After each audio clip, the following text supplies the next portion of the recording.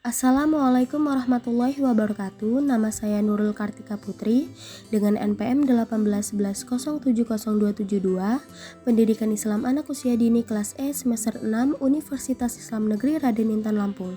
Pada video ini saya akan menjelaskan materi pendidikan statistik sebagai tugas akhir semester pada mata kuliah Pendidikan Statistik dengan dosen pengampu Ibu Dr. Sofia Masayu MA. Baiklah teman-teman, langsung saja kita membahas materi yang pertama. 1. Penelitian dan statistik. A. Penelitian.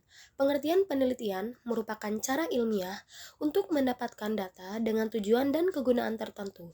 Penelitian merupakan cara ilmiah yang dimaksud ialah penelitian didasarkan pada ciri-ciri keilmuan, yaitu rasional, empiris, dan sistematis. B. Statistik, statistika. Statistik diartikan sebagai alat pengolah data angka. Statistika adalah cabang ilmu yang mengamati dan atau mengembangkan cara-cara mengolah data angka. Jadi, statistik adalah produk dari kerja statistika, sedangkan statistika adalah penghasil statistik. Yang C, macam-macam statistik. Yang pertama yaitu ada statistik deskriptif. Statistik deskriptif digunakan untuk menganalisis data dengan cara mendeskripsikan atau menggambarkan data yang telah terkumpul sebagaimana adanya tanpa bermaksud membuat kesimpulan yang berlaku untuk umum atau generalisasi. Yang kedua yaitu statistik inferensial, yaitu teknik yang digunakan untuk menganalisis data sampel dan hasilnya diberlakukan untuk populasi. Yang ketiga yaitu statistik parametrik. Statistik parametrik digunakan untuk menguji parameter populasi melalui statistik atau menguji ukuran populasi melalui data sampel. Dalam statistika parametrik, indikator-indikator yang dianalisis adalah parameter-parameter dari ukuran objek yang bersangkutan. Yang keempat yaitu statistik non-parametrik. Statistik non-parametrik tidak menguji parameter populasi, tetapi menguji distribusi. Penggunaan statistik parametrik dan non-parametrik tergantung pada asumsi dan jenis data yang dianalisis. Yang kedua yaitu distribusi frekuensi. Pengelompokan data menjadi tabulasi data dengan memaknai kelas-kelas data dan dikaitkan dengan masing-masing frekuensinya. Tujuan dari pembuatan tabel frekuensi adalah untuk mengatur data mentah, belum dikelompokkan ke dalam bentuk apa yang rapi tanpa mengurangi inti informasi yang ada. Interval kelas adalah selisih antara tepi atas dan tepi bawah dari suatu kelas, tetapi bukan selisih antara batas atas kelas dengan batas bawah kelas. Tapi bawah kelas diperoleh dengan mengurangkan setengah kali satuan terkecil terhadap batas bawah kelas, sementara tepi atas kelas diperoleh dengan menambahkan setengah kali satuan terkecil terhadap batas atas kelas. Selanjutnya yaitu langkah-langkah membuat tabel distribusi frekuensi. Yaitu ada 10 langkah, bisa kalian lihat. Yang pertama ada aturan Stargers. Yang kedua, tentukan rentang data atau dengan simbol R. Yang ketiga, bagilah rentang data dengan banyaknya kelas untuk menentukan panjang kelas. Yang keempat, tentukan ujung bawah kelas pertama. Pilih data yang paling kecil atau kurang dari yang paling kecil. Yang kelima, tentukan batas bawah kelas pertama. Yang keenam, tentukan batas atas kelas pertama. Yang ketujuh, tentukan ujung batas kelas pertama. Yang kedelapan, daftarkan semua ujung dengan cara menambahkan panjang kelas pada ujung kelas sebelumnya. Yang kesembilan, tentukan frekuensi bagi masing-masing kelas dengan menggunakan turus atau tally. Yang terakhir atau yang ke-10, jumlahkan kolom frekuensi dan periksalah apakah hasilnya sama dengan banyaknya total pengamatan atau keseluruhan data. Ini merupakan salah satu contoh, yaitu terdapat data hasil ujian akhir mata kuliah statistika dari 60 orang mahasiswa. Dan ini merupakan jawabannya, yang dimana mencari dengan 10 langkah tadi di atas.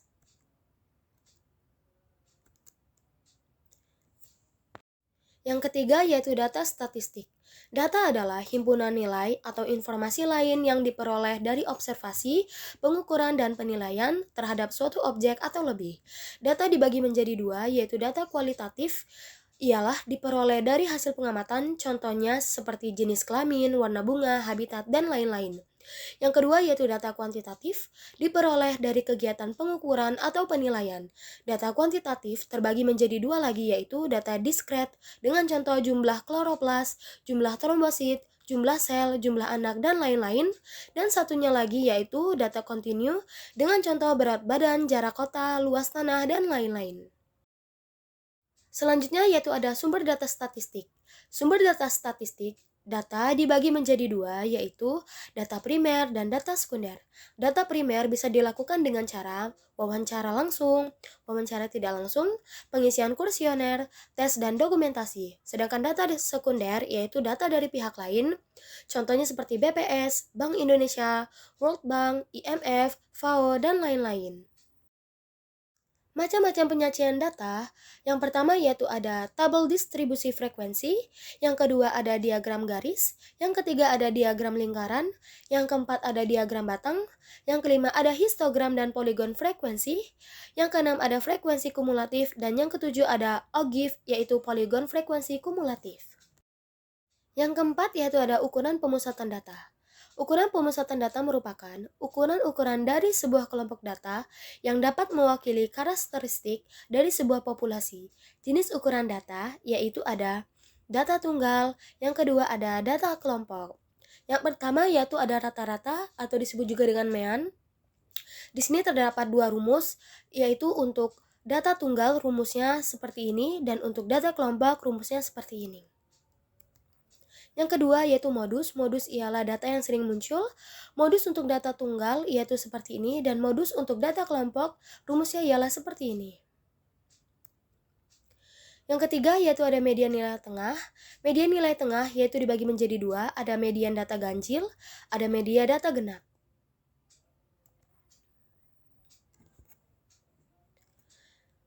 Selanjutnya yaitu ada median data kelompok. Untuk menghitung median dari data yang dikelompokkan dipergunakan rumus seperti ini. Selanjutnya yaitu ada menghitung kuartil, desil, dan persentil. Kuartil ialah suatu himpunan data membagi himpunan atas 4 bagian yang sama. Nilai-nilai ini disebut kuartil dan dinyatakan dengan Q1, Q2, dan Q3. Selanjutnya yaitu ada suatu himpunan data membagi data atas 10 bagian yang sama, disebut desil dan dinyatakan dengan D1, D2, D3, sampai D9. Yang terakhir yaitu suatu himpunan data membagi data atas 100 bagian, disebut persentil dan dinyatakan sebagai P1, P2, P3, sampai P99. Yang kelima, ukuran penyebaran data. Ialah suatu ukuran yang menyatakan seberapa besar nilai-nilai data berbeda atau bervariasi dengan nilai ukuran pusatnya, atau seberapa besar penyimpangan nilai-nilai data dengan nilai pusatnya. Macam-macam ukuran penyebaran data. Yang pertama yaitu ada jangkauan atau range, yang pengertiannya ialah selisih antara nilai maksimum dan nilai minimum yang terdapat dalam data. Yang kedua, simpangan rata-rata, yaitu nilai rata-rata hitung harga mutlak simpangan-simpangannya.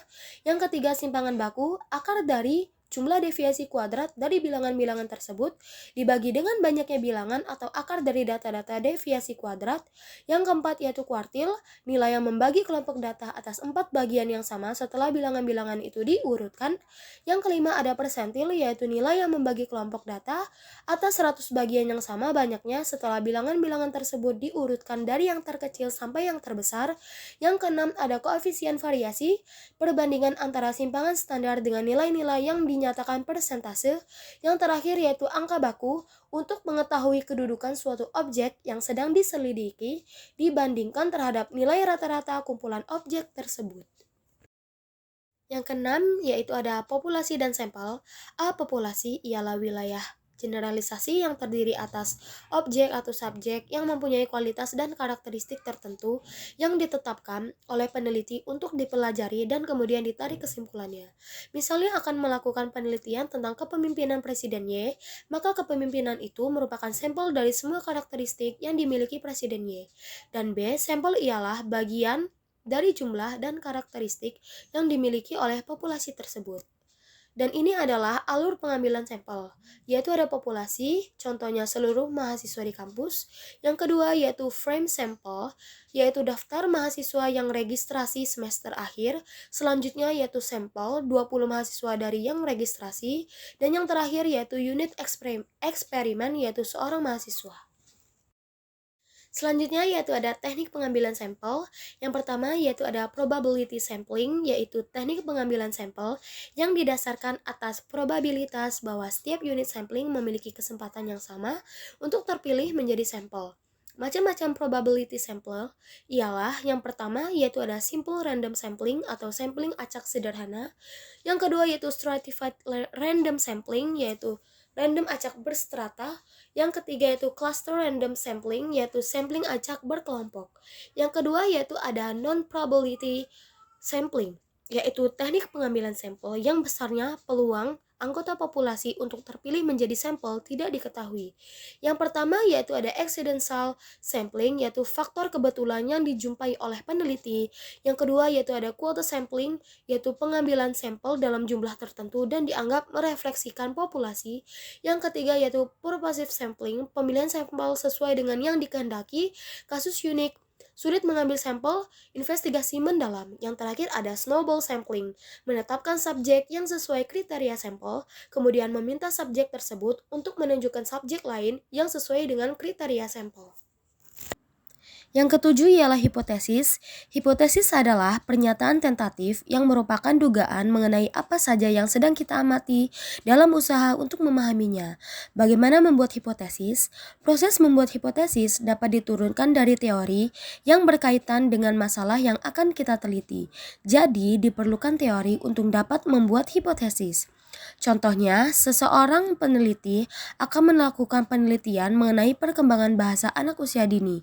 Maka, agar dapat menurunkan hipotesis yang baik, sebaiknya peneliti tersebut membaca teori mengenai cara-cara mengembangkan bahasa anak usia dini. Selanjutnya yaitu cara merumuskan hipotesis. Yang pertama ada hipotesis penelitian ialah hipotesis yang kita buat dan dinyatakan dalam bentuk kalimat. Contoh, ada hubungan antara metode karya wisata dengan kreativitas anak. Yang kedua yaitu hipotesis operasional, ialah mendefinisikan hipotesis secara operasional variabel-variabel yang ada di dalamnya agar dapat dioperasionalisasikan.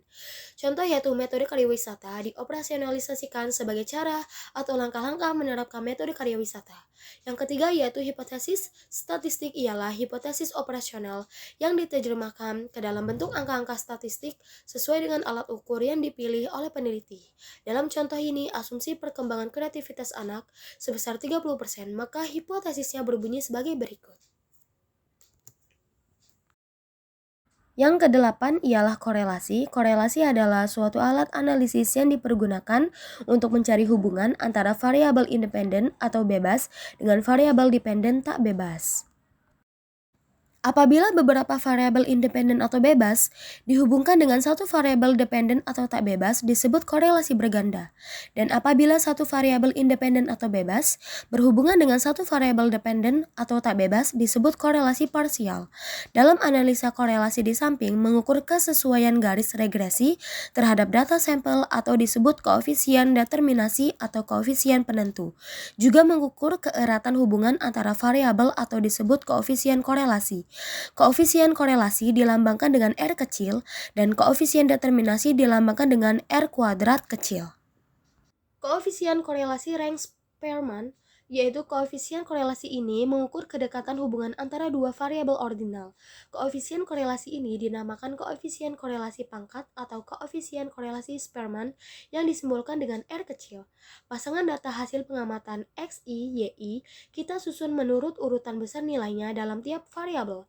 Kemudian kita bentuk selisih atau beda peringkat XI dan peringkat YI yang data aslinya berpasangan. Beda ini disimbolkan dengan BI, maka koefisien korelasi peringkat R dihitung dengan rumus ialah sebagai berikut. Selanjutnya yaitu koefisien korelasi person atau product moment. Untuk sekumpulan data XI, YI berukuran N kecil, koefisien korelasi dapat dihitung dengan rumus sebagai berikut. Yaitu kemudian selanjutnya lagi, koefisien determinasi ialah kemampuan variabel X mempengaruhi variabel Y. Semakin besar koefisien determinasi menunjukkan semakin baik kemampuan X mempengaruhi Y. Dan rumusnya ialah sebagai berikut. Selanjutnya ada koefisien korelasi ganda untuk dua variabel X1 dan X2, maka R dihitung dengan rumus sebagai berikut. 9. Analisis regresi. Regresi linier sering digunakan untuk melihat nilai prediksi atau perkiraan yang akan datang. Apabila X dan Y mempunyai hubungan, maka nilai X yang sudah diketahui dapat digunakan memperkirakan Y. Perkiraan mengenai terjadinya sesuatu kejadian, nilai variabel untuk waktu yang akan datang, seperti prediksi produksi 3 tahun yang akan datang, prediksi harga bulan depan, ramalan jumlah penduduk 10 tahun mendatang, ramalan hasil penjualan tahun depan. Variabel Y yang nilainya akan diramalkan disebut variabel tidak bebas atau dependent variable. Sedangkan variabel X yang nilainya digunakan untuk meramalkan nilai Y disebut variabel bebas atau independent variable atau variabel peramal, prediktor, dan seringkali disebut dengan variabel yang menerangkan. 10 yaitu uji validitas dan uji reliabilitas. Yang pertama ada uji validitas, yaitu hasil penelitian yang valid bila terdapat kesamaan antara data yang terkumpul dengan data yang sesungguhnya terjadi pada objek yang diteliti. Macam-macam validitas, yang pertama yaitu ada validitas logis, ialah validitas yang membuat sebuah instrumen evaluasi menunjuk pada kondisi sebuah instrumen yang memenuhi persyaratan valid berdasarkan penalaran. Yang kedua yaitu validitas empiris, sebuah instrumen dapat dikatakan memiliki validitas empiris apabila sudah diuji dari pengalaman. Yang ketiga yaitu validitas item. Sebuah item dikatakan valid apabila mempunyai dukungan yang besar terhadap skor total. Skor pada item menyebabkan skor total menjadi tinggi atau rendah. Yang keempat yaitu tes terstandar sebagai kriterium dalam penentukan validitas. Tes terstandar adalah tes yang telah dicobakan berkali-kali sehingga dapat dijamin kebaikannya. Sebuah tes terstandar biasanya memiliki identitas antara lain sudah dicobakan beberapa kali dan di mana, berapa koefisien validitas, reliabilitas, taraf kesukaran, daya pembeda, dan lain-lain, keterangan yang dianggap perlu. Cara menentukan validitas soal menggunakan tes terstandar sebagai kriterium dilakukan dengan mengendalikan koefisien validitas yang diperoleh dengan koefisien validitas terstandar tersebut. Yang terakhir yaitu validitas faktor, yaitu faktor-faktor atau bagian keseluruhan materi. Setiap keseluruhan materi pelajari terdiri dari pokok-pokok bahasan atau mungkin sekelompok pokok bahasan yang merupakan kesatuan. Yang kedua yaitu uji reliabilitas. Suatu kuesioner disebut reliable atau handal jika jawaban-jawaban seseorang itu konsisten. Contoh pertanyaannya yaitu apakah gaji atau upah yang diterima memuaskan? Maka jawabannya yaitu memuaskan. Reliabilitas dapat diukur dengan jalan mengulang pertanyaan yang mirip pada nomor-nomor berikutnya atau dengan jalan melihat konsistensinya, diukur dengan korelasi dengan pertanyaan lain. Sekian penjelasan pendidikan statistik yang dapat saya sampaikan. Jika ada kekurangan dan kesalahan saya mohon maaf. Wassalamualaikum warahmatullahi wabarakatuh.